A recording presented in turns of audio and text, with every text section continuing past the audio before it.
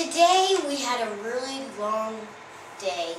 After breakfast, we rehearsed our long-term problem.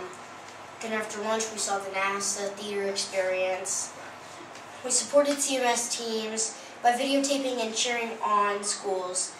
And we saw Willard Wiggin, who sculpts miniature pieces of artwork inside the eyes of needles and atop the heads of pins. He was kind enough to do an interview with us earlier. Do we have that clip ready? Yes, I believe we do. Take a look. When I left school in 1972. When I left school, I just worked in a factory, and, drilling holes in metal, and the more holes I drilled in a piece of metal, the more money I got. I saved up some money, bought a microscope, and I continued to do the small work, but I never really showed anybody. I didn't think what I had was that special for some reason. I never thought it was just because I've been doing it for so long. So years passed on, I reached age 40, 42. I decided to show my work, and I put on a little exhibition of about 4 or 5 pieces. I went into a shop that was up for rent, but I asked the landlord, because nobody was in there, so I asked the landlord if I could stay there for a short period of time, and he let me go in the shop. I stayed there, I worked in there doing some big wood carvings, and this lady came in and saw me doing a carving of Shakespeare, because I did it, because it was a big one actually, and then she saw it and she went, wow, and then a lot of people came round to the shop to look at what I was doing.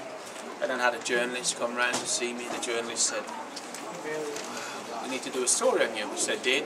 And he went out in all the newspapers, and the TV got hold of it. Then all of a sudden people was ringing up to invest money in me. And then I put on a show called Impossible Microworld. That was 2001. And then before I knew it, people started buying my work. People started coming to see my show, and I won a Specialist Museum of the Year. And then I sort of continued from there, and then just like my mother said, my name started to get bigger and bigger and bigger, and until I reached age 50, then I received an MB from the Queen of England. And now I can do the smallest artwork in history. To do this type of artwork, it takes a lot of effort. I have to slow down my breathing, I have to work between my heartbeat. I have to make sure that there's no tremors. I work at night so I can get solitude. I always sort of say to myself that whatever I do is too big, because I'm never really satisfied, because even though what you see here may be phenomenal to a lot of people, I have stuff a lot smaller than that, because that's my big stuff. I have a carving on the end of one of my eyelashes. What I did, I wanted to challenge myself to do the smallest thing I've ever done in my whole life.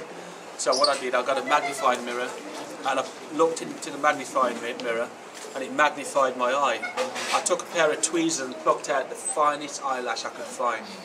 And on the end of it, I did a carving of Noah's Ark on the point of the eyelash. Did you do all the animals? Yeah, and all the animals going in 2 by 2.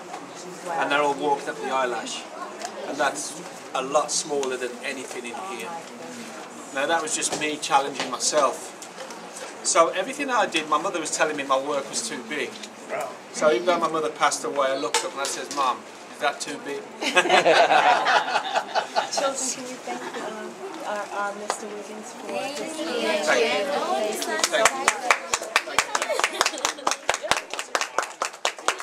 I hope you liked the video, but since we're beat today, hopefully we'll have a proper podcast tomorrow and we won't be so tired. This is Leah signing off. Good night.